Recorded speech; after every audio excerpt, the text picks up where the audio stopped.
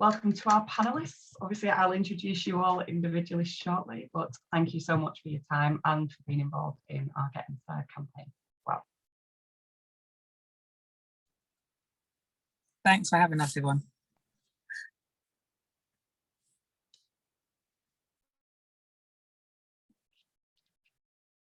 Okay, I'm going to get us going, yeah, just thank you everyone for joining us today. Welcome to our latest webinar, which is all about our amazing Get On Side campaign. What a summer of football we've all got ahead. So we were just talking as a panel about how excited we are for what's coming, and as well with Women on Football, we've got lots of different events that are planned and different ways for you to get involved and feel the buzz of the UEFA Women's Euro 2022. I'll talk about that shortly as well. Just so people are aware, it might be the first time you're joining us on a webinar, it might not. But we set up these webinars in response to the pandemic, actually, so that the WIF community can still feel connected and have that outlet to learn and develop and obviously connect with other members. And thankfully, members have said they are still really important to you, hence we're continuing to deliver alongside our in-person events as well. And it's also really helpful because we have quite a significant global audience. I think we were doing some research the other day in over 66 different countries from our members. So in that sense, it's great that people all over the world can either be joining us live or can indeed watch back too. So we hope that you'll continue to find these really informative. It's very important to us that we're delivering things that are relevant to our members. So if you're on this webinar today or you're watching it back and you think you'd really like a topic, a specific topic, then get in touch, drop us an email to events@Women in Football and we'll see what we can do. Onto the business of today. Just so you're aware, we're going to be using two hashtags today. Obviously, hashtag Get On Side, but also with webinars as well. So if you're on here, you hear something fantastic from one of our speakers, please do share that on your socials. That'd be really fantastic. And then other people can get involved in the conversation as well. So in September, we launched Get On Side, which is our gender equality campaign in partnership with Barclays. Now, to be on side means you're actively helping to bring about permanent and positive change towards gender equality in football. As part of the campaign, we asked the industry to show their support, and it was really amazing to see the number of organisations and individuals all committed to help change the landscape for women and girls football. We had over 150 pledges, I'm pleased to say, from across the industry, ranging from football clubs, media organisations, governing bodies, and many, many more, as well as individuals too. Now, the campaign includes a series of films from Shoot the Company following these pledges and the women who are benefiting from them. And we really appreciate the work that Sarah and her team have done there. The third film of the series is actually going to be filmed in July during Pioneers Day. Girls Inspired at the Copper Box in London. So we're very excited about that. And that actually is part of a latest pledge that was made by Darren Smith, Programme Lead for Football and Coaching at UCFC Wembley. So we're excited to get that going. In terms of the Get On Side campaign, has it helped? It's something I would always ask, and I don't know about everybody on the call, but so what? We run a campaign, so what? It's really important for us at Women in Football, as I know it is for our members. We don't only talk about things, we make sure those things have a real positive and tangible action. So for us as an organisation, over the last sort of 10 months or so, we've seen our membership grow, which is brilliant because we're speaking to more people, and it's always great to have more members so you can talk to one another too. Over 25% organic growth, and our social media has continued to grow by nearly 30% in the last 12 months. So that's fantastic for us. In terms of pledges, we've had over 120 pledges from clubs to broadcasters, over 15 pledges offering mentoring sessions, which I know, having been a mentor and been a mentee, these things are so invaluable. And for people with such experience in the industry to offer that support to other people is brilliant. And we've also had over 15 pledges as well, which have offered free scholarships, placements, and discounted access to courses as well. So real impact, which is what today's webinar is all about. 10 months on, we thought it would be really helpful. Hello, Lucy, welcome. Really helpful to see what difference the pledges have made. And we're going to hear from your panelists who have either offered a pledge or received, been the recipients of a pledge as well. If you've not got involved already, it would be wrong of me to host this webinar and not give you a little call to action. So we'll encourage you beyond today to think about how could you get involved, how can your organisation get involved and contribute to improving the football industry for women and girls. Now, just a couple of final housekeeping points and then we'll get into the webinar today. So there is a chat bar, you'll see that, it'll be usually on your right hand side of your screen. Now it won't be open initially, but about halfway through we'll open that up. We want to open it up because we want you to introduce yourselves to each other. We want you to post questions in there, and I'll be keeping an eye on that so that I can pose any of those questions to our panel. So that's really important. Of course, I probably don't need to say this to women in football members, but just make sure we're respectful on there and we're polite and really encouraging of other people who are making contributions there as well. We are recording the webinar today, so don't worry about that. You can catch back up on YouTube. It'll be posted on there shortly as well. And you can also share it with colleagues who perhaps aren't able to join today. Now, that was a lot. Onto the panel, okay. I'm delighted to be joined today by Lucy Keeling, who is Equality, Diversity and Inclusion Lead at Aston Villa Football Club. Welcome, Lucy. Ben Purkiss, former PFA Chair and now Clifford Chance Lawyer. Hello, Ben. Sophie Downey and Rachel O'Sullivan, who are Girls on the Ball women's football content specialists, and also Sharon Uka, Sports Management graduate and football coach too. So we'll get straight into some questions. Lucy, I'm coming to you first, if that's okay. Can you just tell us a little bit about yourself and your role at Aston Villa? Yeah, so throwing me at the deep end there because I'm struggling to get on for a while, sorry. Yeah, so I've been at Aston Villa for getting on for 8 years now. I started out as a community administrator with the Aston Villa Foundation, and then I think kind of quite organically working with local communities, kind of discovered that there was, you know, a disconnect between the club, the commercial side, and the perception, I guess, in the local area, which is B6 in Birmingham, which is a super diverse area. And then, yeah, in a nutshell, I then took on kind of community EDI responsibilities. And then when we were promoted in 2019, that went to a club-wide level. And yeah, I believe there's around like 13 EDI leads now in Premier League clubs, which I think is really positive and kind of says a lot about, you know, hopefully where football is heading, or should be heading. So yeah, that's me. Wonderful, thank you so much. And in terms of Aston Villa as a club and the relationship with women in football, it'd be really helpful to understand from the club's perspective, you know, why they wanted to get involved in women in football and why you wanted to, you know, give a get on side pledge. Yeah, so we since 2019 we've kind of been on this discovery phase in around kind of utilising our equal opportunities data, and I think I work at Villa Park, and I think visibly around Villa Park, you see a lot of women, and you don't necessarily kind of go, oh, you know, there's something not quite right here, or we're not seeing that representation. But when you actually see the data in black and white, it does tell a different story. And so we committed some kind of targets or aims around increasing women on the workforce to 30% by 2023.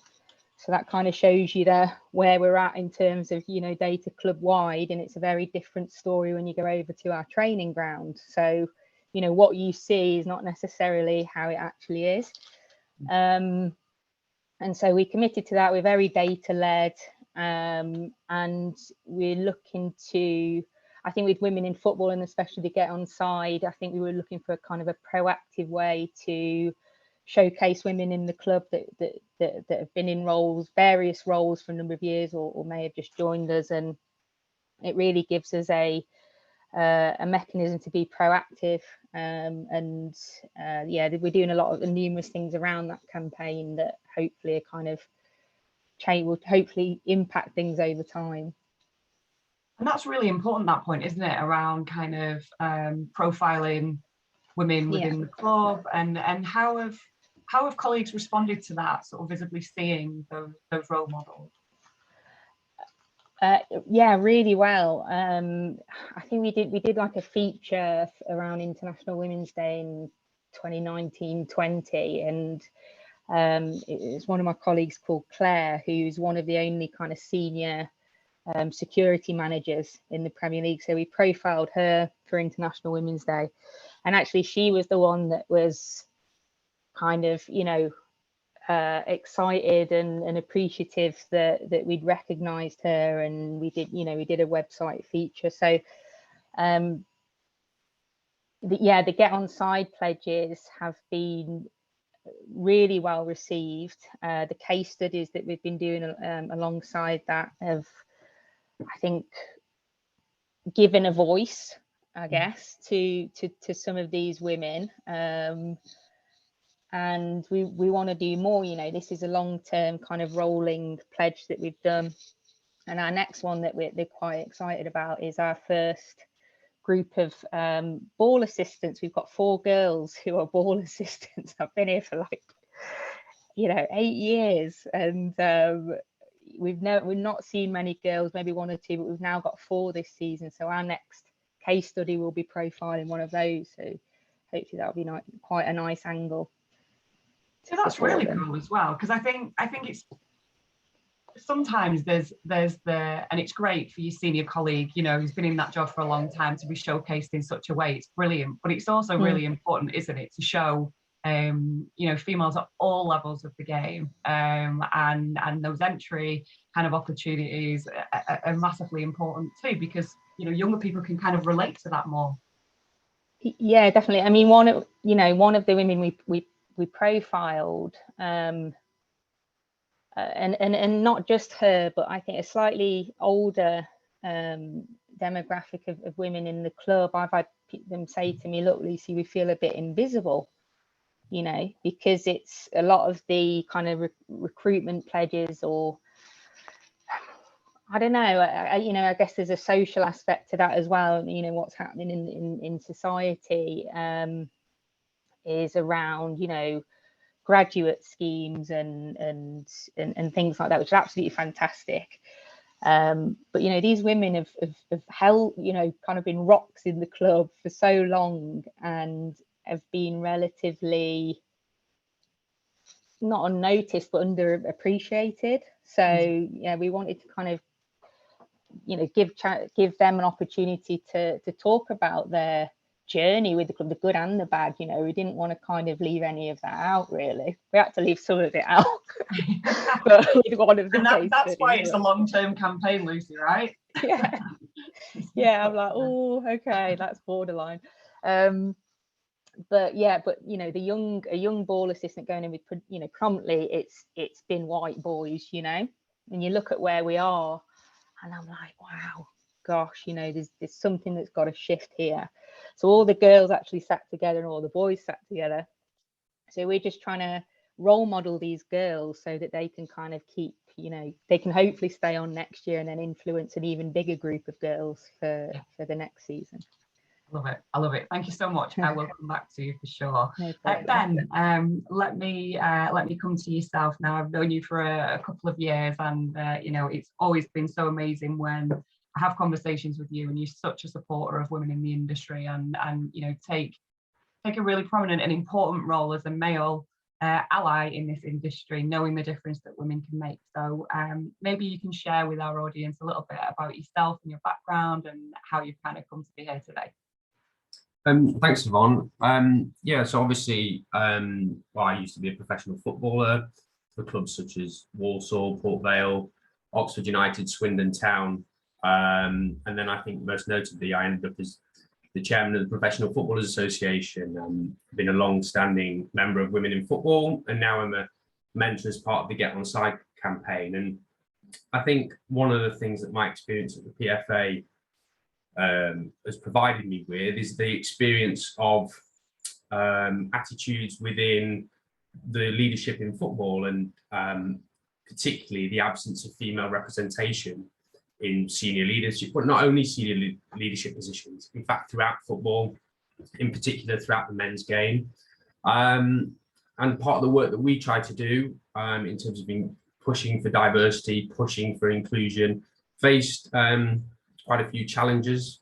And I think what I wanted to do was be part of the Get On Side campaign and make that place. So hopefully, I can bring the benefit of my experience, my insight to, an individual who's now my mentee, but maybe more in the future.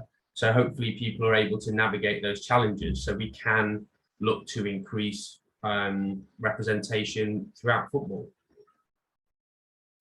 Wonderful, thanks Ben. And from kind of the conversations you've had with your mentee, what have been, without obviously betraying any confidences, but what have been the main challenges that they've sort of faced, or what have been the key themes that maybe you've worked through that you think are maybe common within the industry?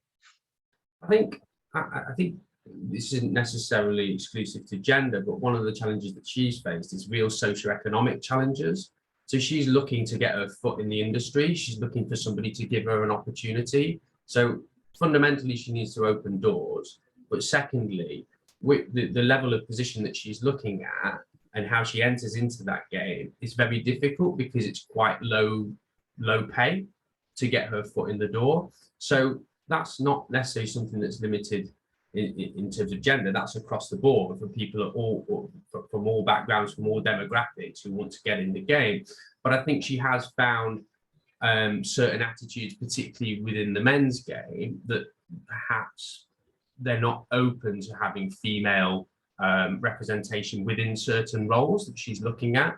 Now, I can touch on my experience, and I reflected on it recently, and I thought, well, I don't think I've ever been coached by a woman. I've never throughout my entire career been coached by a woman, and you might not think anything of that. But actually, if you look at the women's game, there's a lot of men coaching in the women's game. So why is it the case that somebody who's been in football for 15, 20, 25 years has never been coached by a woman?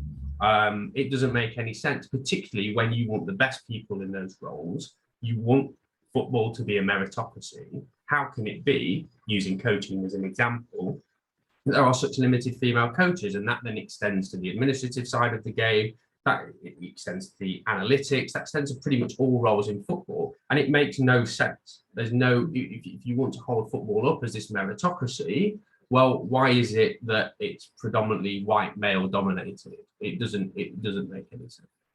Yeah, it's really interesting. I remember having a number of conversations with Women in Football members at the Be Inspired conference in March, and it was quite fascinating how many were kind of on pitch, off pitch.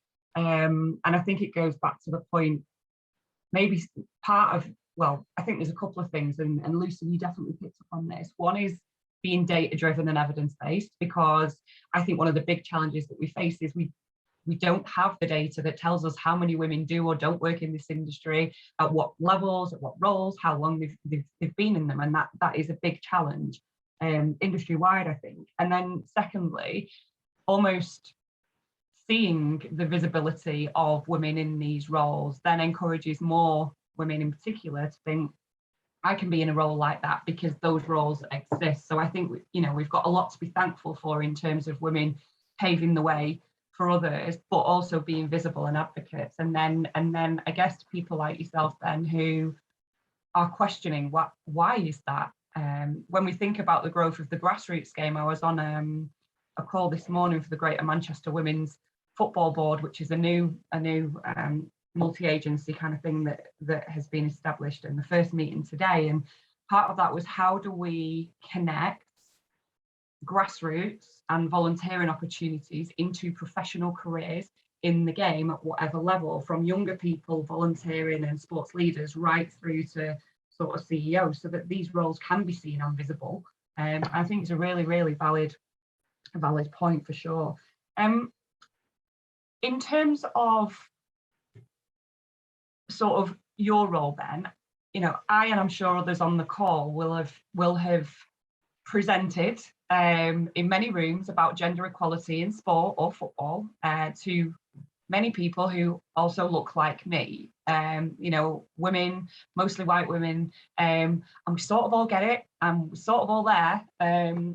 So we need more than just women to change this game. So how have conversations that you've had with perhaps male counterparts been received if you've been advocating for women in the industry? Have you ever had any sort of challenge to that, or are people on board?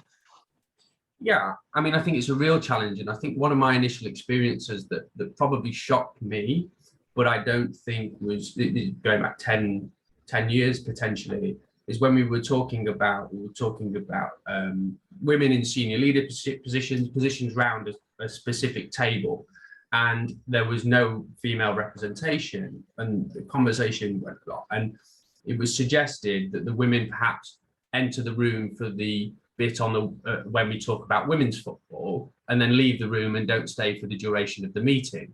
And for me, that I was left speechless at the archaic mindsets that existed. And I think that's indicative of some of the challenges that are faced. Now, I think things have moved on. I think people are significantly more inclusive. I think one of the things I would like the men's game to do is actually think that it can learn from the women's game as well. So from a business driver perspective, that people could actually, in the men's game, can learn from some of the experiences in the women's game and vice versa. But that's probably one example of the mindset that perhaps as a male, and also a white male, that you are exposed to in certain aspects of the industry. And that's a real challenge, because what you're trying to do there is you're trying to change embedded, ingrained mindsets that have been set for a significant period of time. And that's a real difficult political challenge to navigate. Yeah, I hear you, and we thank you and everybody else for the efforts, because we are making progress, and that is fantastic. But it's also a real reminder as to why the Get On Side campaign and others are so important, because it's crucial that we know it's not done yet, and we have to continue this. And it's one of the reasons actually why, as women in football, we work with individuals, and we're also really keen and working with organisations, whether that's through this campaign, whether it's through our corporate membership, because some of the feedback had been previously from members, maybe attending one of our leadership courses, and they come on and people are feeling fired up and motivated and empowered and like they can take on the world, go back to their own organisations, and perhaps the environment is not as inclusive as it might need to be, and conducive to people sort of making progress or being heard. So I think that just reiterates the point, but it's great. I think mentoring is a fantastic way to support people and to really boost confidence. And I think as a mentor, you also learn a lot too, in terms of other people's positions and so on and so forth. Thank you very much, Ben. I'll come back to you shortly. Sophie, Rachel, I'm going to move on to yourselves, if that's okay. Now, for those that don't know, Girls on the Ball, I know, I've seen your stuff, it's brilliant, I love it, but just tell people on the webinar, what it is that you do. So Rachel and I, we started Girls on the Ball about 10 years ago now. We're almost at our 10th birthday, and it was born out of going to see Team GB Brazil at the Olympics at Wembley, and we were like, we want to go and see more women's football. How do we get any information? And there wasn't much out there, so we literally just started a Twitter account, and I think I posted all of the fixtures on a Friday and all of the results on a Sunday. Probably drove everyone who did follow us a bit mad, but I mean, it was just trying to get more up to date information for people to go and go to games and kind of keep up with what was going on in the league at the time. From that point, is obviously the game's exploded. It's gone to a different stratosphere to what it was back then. And so we've had to adapt ourselves as well. So while we still do live Twitter feeds and stuff from games, we do a lot more digital stuff. So we call ourselves a digital platform. we do interviews, blogs, videos. I mean, pretty much anything we can get our hands to. Rachel's a photographer, so I write. So I mean, we just try anything that we can to grow the game. Yeah, and I mean, I think that's it. Do you want to add anything, Rach? Not much. We did it alongside our day jobs for 9 years. So this season was our first season full time, which is obviously a massive change for us, but also a testament to the growth of the game, and the fact that opportunities are available now in women's football, a lot more opportunities, and it's not always a traditional career path. But yeah, it's exciting for us to be able to do that, and big year to come now, I think, as well. Oh yeah, huge, right? And I guess that goes to Ben's point earlier around, people perhaps who have had a different career and want to move into football, not always necessarily, coming in if they were in this level, even stepping up or sideways. Sometimes you've got to sort of move around or take a bit of a risk in order to pursue those dreams. Would you have benefited, do you think, from a Get On Side campaign back in the day, 9 years ago, when you were starting out on this journey? Absolutely. I think even before that, when I was at school, when I was trying to decide what I wanted to do, I loved football. I love football more than anything, but I never in a million years thought that I could be involved in football, because I didn't have the opportunities to play until I was at university, so I was a bit too old. But also in terms of like whether it be media or journalism or something, or I don't know, sports science, whatever, it wasn't something that I considered as a possible goal going forward. Whereas, in the last 10 years, we've learned so much, and it's actually become a career aspiration. So I think if someone had, taken me under their wing at the time and said, "You're good, you can write. Why don't you think about writing about football?" Taking me under their wing and being a mentor to me and giving me opportunities. And I think I would have started on that course maybe a lot earlier than what I did. Yeah, that's really interesting. So tell us how you've got involved with Get On Side then. I'm not sure who to direct that to, either of you. Well, we'd done a leadership course with women in football early on, in early September, and had heard about the pledge. And we obviously received a huge amount of help along the way from people within the sport. And I think that's something I found a lot in women's sport, especially, is that people are always willing to help and give you tips and advice and a platform. And people have done that for us across the years. And sometimes we maybe feel a little bit of imposter syndrome. But we felt maybe we could offer something with what we do. And that was to kind of maybe platform other people who maybe like us are running a passion project and putting a lot of time and effort into women's football on the side of whether it's uni or their work. And I guess we wanted to kind of try and give them support. So that was what we thought we could offer as a part of our Get On Side pledge, was to kind of feature someone once a month on our platforms and give them a bit of a shout out. Wonderful. And how has that felt for you as a business then, being able to be in that position to give back and offer that platform to other people? I think it's really, I found it really nice thing, a better way to say it, but it's a really good thing to, it's a lovely thing to do, because as Rachel said, we've been there, for 9 years. We didn't do this as a job, and it was a passion project. And I think that's the thing about the women's game at the moment, is we're sort of in this period where the game's professionalized, and actually we need to start thinking about everything else professionalizing too. Now it's come on a long way, but people with a passion should be, or a skill set, like a designer or something, they should be getting paid for their work, and not for, and not just expected to do it for nothing. So I think trying to give people a platform from which that they can, maybe someone can see them and see that their work is good.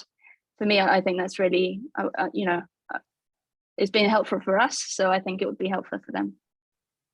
Yeah, I totally agree. And certainly, I've popped into a couple of our leadership courses. I'm yet to do it myself, but I am gonna go through just to sort of experience that whole journey, really. But there is definitely something based upon what you said around that imposter syndrome, about building the confidence, about the strength of that network when you're in the leadership course, because they're quite a small group really, you know, maybe 12 15 people, and you get into very deep conversations, don't you, about kind of where you're at and where you want to be, and you know, expose some of those vulnerabilities. But the power of that then, when you come out the other side and knowing that you've got those people you've shared that experience with, is hugely important. And I think the point you made then, Sophie, around almost like knowing your worth, and not being shy of asking. You know, it would be nice to think that people don't have to ask to get paid to do something that's offering real value, but actually, if you do, you know, do it with sort of that conviction. And I think your point, Rachel, about people being willing to help and support. People might not be able to do it tomorrow, but so long as you've got the flexibility to be patient and ask, I think it's really nice when people ask your advice about something. I found that Women in Football leadership course, it was the perfect time for us to do it. Right at the time we'd kind of taken a leap, and to be surrounded by so many really inspiring women in lots of different roles, all working in football, who all go through the same kind of similar emotional experiences, imposter syndrome. You know, we all feel really similar things. It doesn't matter what level you are. You know, it was quite empowering to hear that it's not just when you're starting out that maybe you ask someone for help or be willing to give someone a hand. And it was, yeah, as I said, a great time for us to actually do that, because it felt quite empowering then to say, yeah, we can do this. We can go full time in women's football. It can work. And we do know what we're talking about. And there's lots of people out there who are experiencing what you're experiencing. So it kind of made you realize you're not alone within the game, which was, a really nice thing to have right as we kind of started out in our first season. Yeah, almost like comfort blanket, right? Wrapped around and sort of the wave pushing you on. And it's brilliant. And look where you are now. Like, it's amazing. It's the full-time thing, and you're giving back as well, which is, you know, that's the dream for me. And you know, that's why I'm so passionate about coaching and mentoring, because I've had so many people help me along my way. I want to be able to do that for people as well. So that's brilliant. Thank you for sharing, ladies. So Sharon, I'm coming to you. Sorry for the wait. Can you tell us a little bit about your connection with Women in Football? Now, I've seen some of the stuff you've done, and I think it's brilliant, and I love your energy about this. But for people who've not met you, just tell us how you came to know about Women in Football and what difference it's made to you. So when I first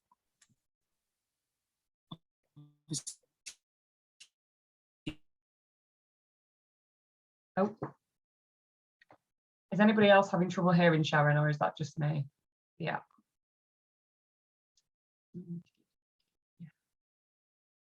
Sharon, I'm not sure if your signal has gone west. Do you want to try and switch off your video, Sharon, see if that helps? Yeah.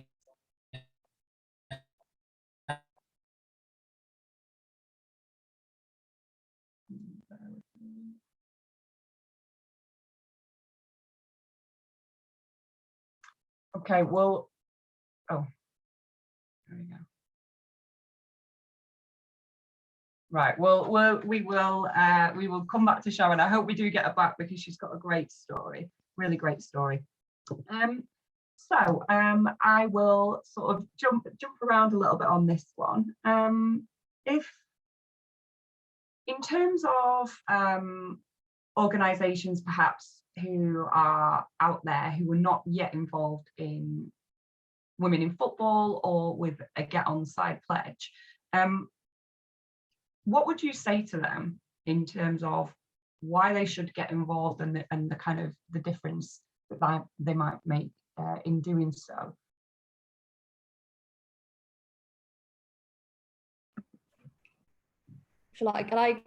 Okay, this is coming from maybe a different perspective in my old job, where we were doing a lot of inclusivity, diversity and equality work. And I think sometimes organizations don't know where to start. They don't know how to get involved. And sometimes maybe some of the work can be tokenistic.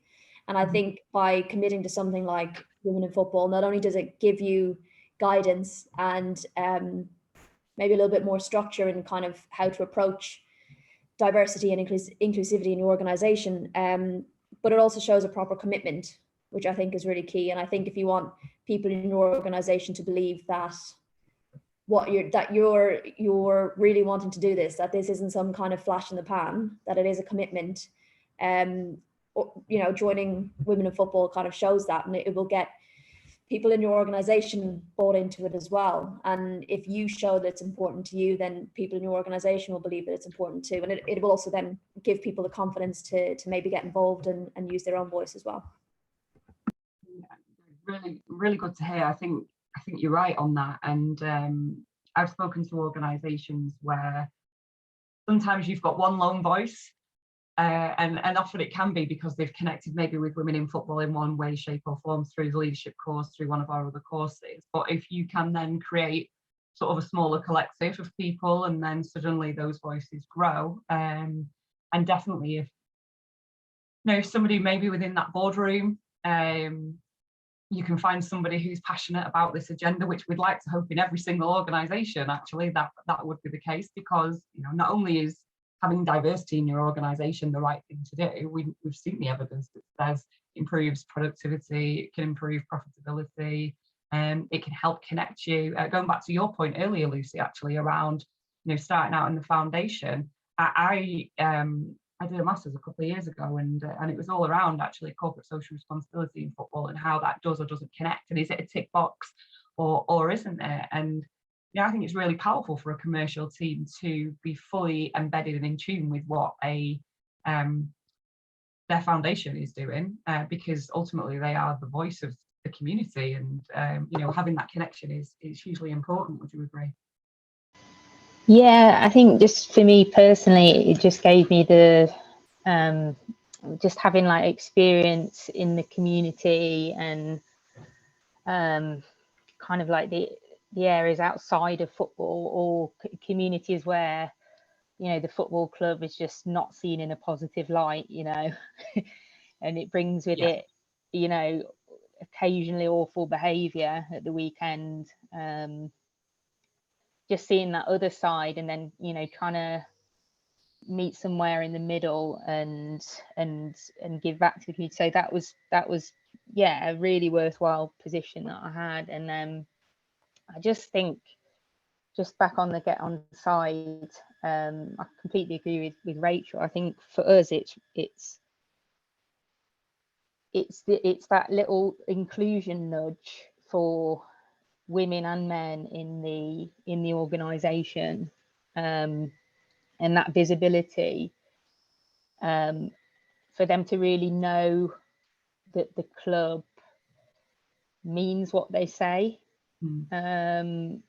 more than we're just gonna make up a target and wing it. I think it gives us substance and direction, and I think the support from Women in Football on the challenges as well. We've made pledges and they're challenging, and we've done that for a reason. But I think just having that support from Women in Football to say, look, we're really struggling with perception here. We're doing a careers fair. Can you share some insight on or support on that? I think it's definitely a collaborative process, and I think those where it's collaborative, I think you just get more kind of long-term success and long-term impact. So yeah, I would recommend it. Okay, great. I mean, I'm glad we asked you on. Joking. But no, you know what? I think for me that's been one of the biggest things since becoming the CEO in January. Like, it's important that we all, we talk about the issues, and we do talk about the challenges because they are real and they exist and people face them every day. However, it's also important that we're here as an organisation to offer support to organisations who want to make that commitment, who want to make that change, because everybody's not going to have all the answers. And like you say, that sort of collaborative approach is massively, massively important. Sharon, you're back with us. I hope. Can you hear me? I had to Wicked. literally leave the school premises to find reception. I'm so sorry. Don't you worry about it. Well, you're getting active now as well, which is great because we all sit down for too long, don't we? So, right, tell us about your involvement with women in football, Sharon. Oh, great. So yeah, hi guys, I'm Sharon. I got involved, I don't even know how many years it's been now, but yeah, initially I was like hesitant to sign up because I didn't know like what it entailed, but I signed up anyway, and then thought, I don't know, like what's going to do for me, what's going to happen. Then I looked through all the newsletters, saw what was interesting, saw what wasn't like for me, and then I finally stumbled upon Hugo's player care certificate, and then I joined that on their pledge, which was great. And then I've been to a few of the events so far, and honestly, if I didn't sign up, I think I would have just been regretting it all my life, because I now understand it to be a community that women need, especially women in football. So any woman in the industry, whether you're in admin, whether you're coaching, like myself, I'm a coach. So obviously I understand how hard it is for a woman to be a coach in the industry, because it's quite small. I've not met a lot, but you know, I hope through this I get to meet more and help more, and eventually become a WIF mentor. It's my dream. It's actually one goal of mine. Well, I'm sure we will see that goal come to fruition, because you're very passionate, and actually you'll have stories that people can relate to, because like you said, and I think Ben, you picked up on it earlier, like there aren't tons and tons of female coaches, and you know, they're not hugely visible. We have some very visible, amazing coaches and managers, but actually there's loads and loads more. And I think I remember hearing you on I think it was on the Get On Side video, actually. You talked about coaching in a club and people trying to push you into more of an administration role. I mean, how did that feel for you? I didn't think it was going to happen. Like, I didn't think it was, I thought I was kind of naive to it. I didn't think, no, I heard the stories are like, oh, women in admin, they're great at that, because I don't know why they think that. But when it happened, I was just like, oh, wow, this happened. I don't like it. Like, this is not what I signed up to. I signed up to be a coach. I am a coach. I'm qualified to be a coach. I'm not qualified to be an administrator. I can do the job. That's absolutely fine. If you want me to do it on the side of my job, that's fine. I don't mind, but don't disregard my hard work. I paid my own money to go through the coaching process to do this, and then you want to discard all my hard work and effort. So I left that place because I knew who I was, I knew my worth. And then from this, I've been growing and understanding that I'm much more important than anyone can ever say that I am, or push me into a direction that I didn't choose or sign up to. Yeah, and that's why it'd be really amazing for you to be a mentor, because you have that confidence and self-belief. And I think we've talked a lot about, you know, confidence being a thing that can hold you back, particularly as a woman. And obviously, you know, you said about this making a big difference to you. What would you say to somebody who is maybe on the Women in Football website, looking down the pledges, thinking, I wonder if, like, what would your advice be to them? My advice would be to them to just go for it. Go for anything you find interesting, especially the ones you think that you're not qualified for. Go for it, because 9 times out of 10, you have some sort of skill set to use for it, some sort of knowledge to input, and you're going to gain so much out of it. And then obviously with myself, again, I'm confident, but there's still things I need to work on. But with this platform, with this community, with this family, you can actually continue growing, and someone's always there to support you and push you in a direction that they know that you are worthy of being, rather than, because obviously sometimes as human beings, especially as women, we don't think that we can, but there's always someone trying to push you in the direction because somebody sees that you can. And obviously in this in women in football, it's easy to find people that will push you in the direction. For example, I've got Michelle, who's always pushing me in certain directions here and there, whether it's media or anything. But just those little things, and then you grow confidence and you think, oh wow, I can actually do this, you get better, and then you find a different passion or an additional passion. Thank you so much. So I'm going to look to the chat box now. God help me, there's a lot of questions in here, everyone. So thank you for them. The first question actually that I want to pose is from Coral, and she talks about some challenges that she's facing with their ladies club, who were previously financially supported by the men's club. They've now kind of taken a bit of a U-turn on that, and just any advice really around helping people within the men's game or men's teams understand the importance of women's football and get on board and support that. Would anybody have a view on that?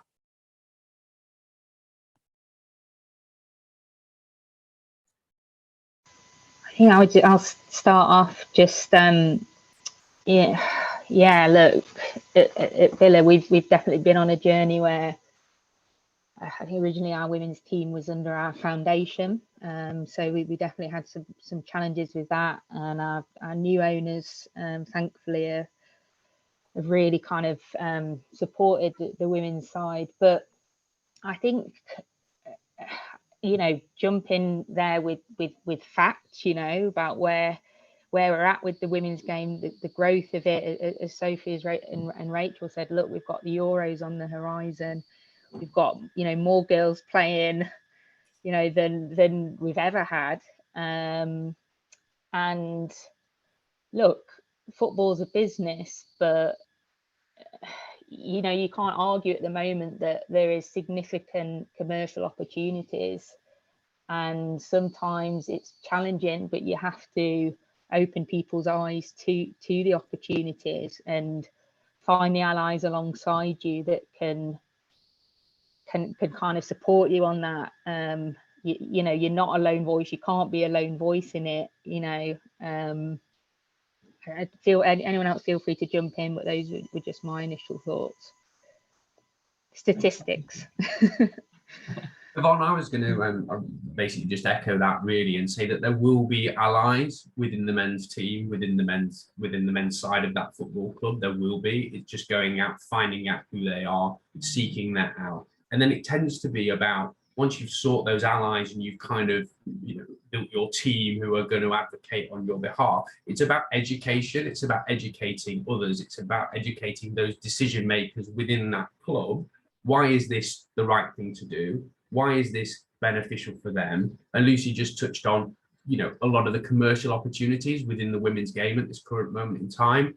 And there are significant commercial opportunities out there which will benefit the entire football club, be it financially, but also the reputation of the club. Like, clubs need to be forward thinking now. They need to be inclusive. Like, it is incredibly important to represent those people who are the stakeholders for that football club. And so that's across the board. So for me, it's about 3 points: the allies, educating people, and then trying to find those commercial reality or opportunities that benefit the club as a whole. Thanks, man. So there is another question here. This is from Natalie on the call. So she's talking about the perception of women's sports participation compared to men, and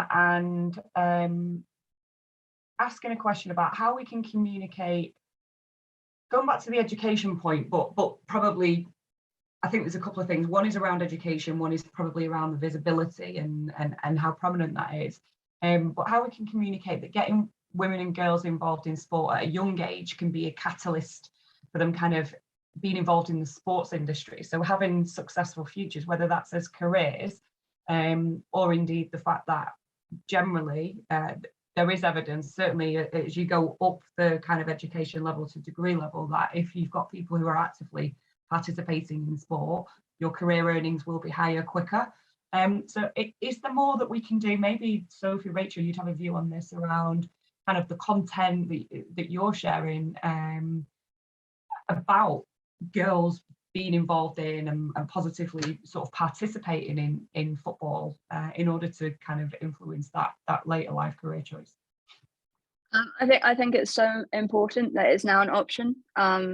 You know, I know the FA has their Let Girls Play campaign, and the idea is to try and get football into every school. so that every young girl can see football and then decide what they want to do with it. And it's about showing that it's not just about playing competitive football. It's about having fun, introducing yourself to the sport. If you want to go competitively, then you can have the route to do so. But then if you have an interest in journalism, like we did, or, you know, other areas, there's also a route into that. It's just opening minds, isn't it? I mean, it is one of the fastest growing sports in the country, if not the world. More and more women are getting involved, and I think after the summer as well, you saw a spike after the 2019 World Cup. You'll see it again after this Euros, especially it being a home Euros. There's so much value in and more opportunity now than ever before, I think. I think the way we communicate about it is important as well. We need to be less apologetic about taking up this space, and we need to stop having to justify why we're here. And I think that's quite important for young girls to hear that, because at the moment we still often feel like we have to justify why we should be allowed to have access to sport, why we should be allowed to play football, why we should be allowed to commentate or, you know, be a pundit on football.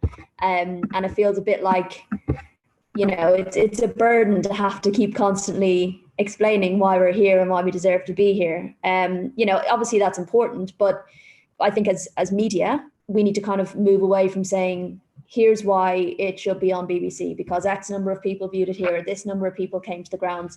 It should be on BBC because it's, like Sophie said, one of the fastest growing sports, because women deserve to play football as much as men do. So there is that element of trying to move on a little bit from that, in my opinion.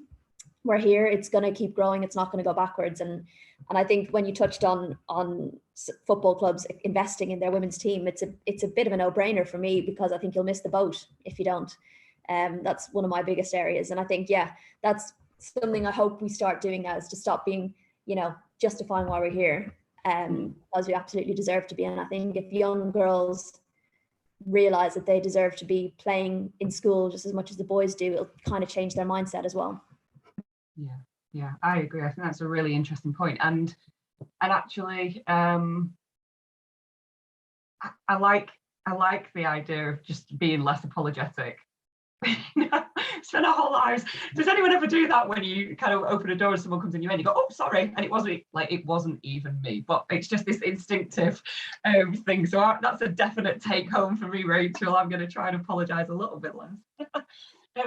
On that basis, then, like, to get to a place where, you know, this is accepted. We've got you know, Get On Side campaign. Prior to that, we had What If. Like, what needs to change in the industry so that these things are less needed, and actually it is more of the norm when we think about, you know, women and girls participation. Like you say, the fastest growing sport, with all these wildcat sessions at grassroots levels. I think they just introduced something called Squad DFA, which is more targeted at the teenage market. There's obviously a huge legacy program for the Women's Euros, where, you know, we've got more female coaches going to be trained, more referees.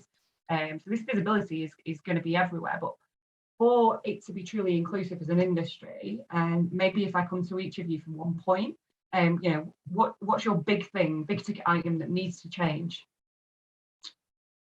Who would like to kick us off? I'll kick off. I think what needs to happen is that for those who, the same energy that was used to invest in the men's game, the boys' game, the grassroots male side, is the same energy that needs to be used to invest in the female side.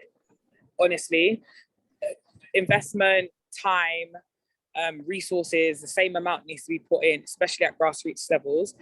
And like for myself, especially helping out female coaches, being in a space where they can coach female players. So the understanding is there, and not just that even female players are only being coached by male players.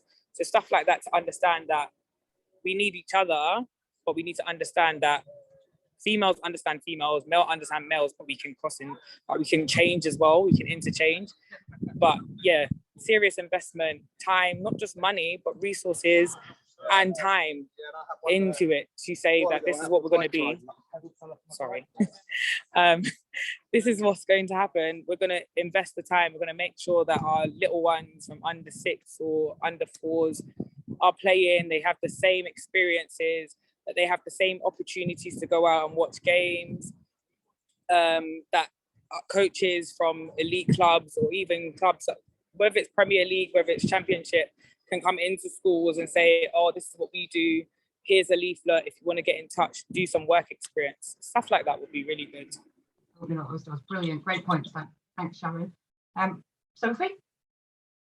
I think for me, it's continuing. You talked about visibility there, and it's just continuing that. You know, we saw a massive growth from the Olympics, even back in 2012, because it was on a free-to-air view broadcast. It's only hit millions of people that would have never been hit by women's football before. 2019 World Cup, I can't remember the numbers, but it was in the millions of people that watched it, and you'll expect it to continue. So it's having that access, putting women front and center, I think, of programs to make that visibility clear, because once people become accustomed to it, the mindset changes a bit more, and they start to realize the value and what. I know it's not as easy as that. I know there's other things going on, but I do think visibility is absolutely key. And you've seen it with the Super League this year and the broadcast skills that it had. You know, it's got viewed by so many more people who would have just been sitting, down on a Saturday afternoon trying to switch through the channels and come across women's football, and then that person's a fan. So for me, that's just key. Thank you. Ben? For me, and I mean, it touches to a degree on the visibility point, but I think you need female representation at the decision-making levels of the game. And I think you need those decision makers together with male allies who are advocates of the female game and inclusion, driving change throughout the industry. So I think it's incumbent on those in those decision-making positions to take real active steps. I think initially you're talking about changing the landscape. I think that's what it needs. Brilliant. Thank you, Ben. Lucy? Gosh, everyone's taken out what I was going to say. But no, I just keep coming back to that phrase, be less apologetic. Like whilst, and I'm speaking, from Aston Villa, whilst we, on our comms, we're kind of like 50-50, similar training facilities and things like that. We can't kid ourselves that the women's game's been underfunded and underserved for decades. So, we need to kind of keep building strong roots in the game. And I think clubs, I think why the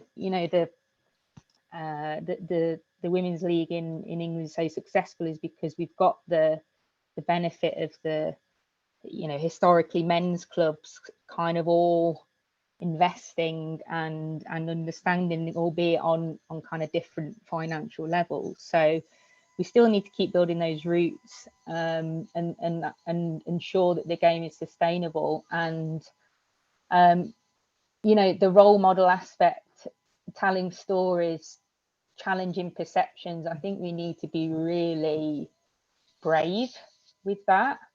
I've just posted our recent women's team partnership with a company called Gym and Coffee, and we're actually challenging one of our own chants within that. And I think that might annoy a few fans, but positive I think disruption, right? Positive disruption, yeah. I think we need to kind of challenge and make people think and be brave and transparent with it. Yeah. Thanks, Lucy. Brilliant. Rachel, I'm got 30 seconds to you because I'm very conscious now we're hitting time. Sorry. I was just going to say, I think we need to elevate the voices who have been in the game for a long time. I think they hold an awful lot of knowledge. A little bit what Ben said, they should be kind of in those decision-making roles and be the ones being given those opportunities. And a little bit on what Sharon said about all aspects of the game, not just access to playing, but access to coaching, access to all those different facets. There's lots of people that have been working hard that maybe don't get those opportunities because they've been in the women's game. And I think actually we should be offering those people those opportunities. Brilliant. Thank you so much. Listen, to the panel, amazing contributions. I've been fully engaged, and I could easily just talk to you for quite a little bit longer, but sadly we can't. But thank you, each and every one of you, because I know you're busy people, and I know it means a lot to our WIF community, because I think, Sharon, you talked about that community being connected, being empowered, feeling part of something bigger, and it's massively important to our members. And I have a million points I could raise, but I don't have the time, sadly, so I won't. But what I will do is just wrap up. If you've on the webinar, you're feeling inspired, you want to get involved in a Get On Side pledge, please do. You want to tell your organisations about it, let's go. This is time for action, not for talk. So, you know, visit our website and you'll find out more information about that, or drop us an email to info@womeninfootball.co.uk. As I said at the start of the webinar, we've got some amazing events. They'll be coming through on your member newsletters very, very soon. Do check out the website again for more information on that. We've also got a special Get On Side announcement. I'd just like to say hello to Rachel from Women in Soccer, who has joined us on the webinar. She's been very, very active in the chat. So we're doing a partnership with Women in Soccer, which sort of takes this campaign to the next level. For those that don't know, Women in Soccer are a US-based organisation with very similar aims to our own. In fact, their co-founder, Courtney Carroll Levington, was inspired to set up Women in Soccer 3 years ago when she was involved and found out about women in football. So they're working hard to make the sport more inclusive out in the States, and their initiative is called Reclaim the Game. So next month, we're going to be teaming up with Women in Soccer at the Equality Summit down in London. There'll be a series of roundtables, a networking reception as well, to build these transatlantic connections between supporters of gender equality in our game. And we'll be looking at how to sort of combine, get on side, reclaim the game. And let's not forget, after the Euros, we've got a World Cup coming. So this whole global thing is going to go massive. And we're really excited about what we can do across the world to make women's football and women in football a more successful and inclusive kind of environment, career opportunities for people. If you want to find out more about that, please do get in touch with us. Check out your newsletter next month, because it will be in there as well. That's it from me. Thank you so much for giving me your time. I know as well, everyone that's tuned into the webinars, you have busy day jobs. So it really does mean a lot that you're choosing to spend your time with us. Nobody's forcing you to. So thank you so much. Thank you to our panel. Look forward to the next webinar. Fingers crossed for Lionesses, right? And hopefully we'll see you at some of our events over the coming weeks. So take care and have a great rest of your week, everybody. Thank you.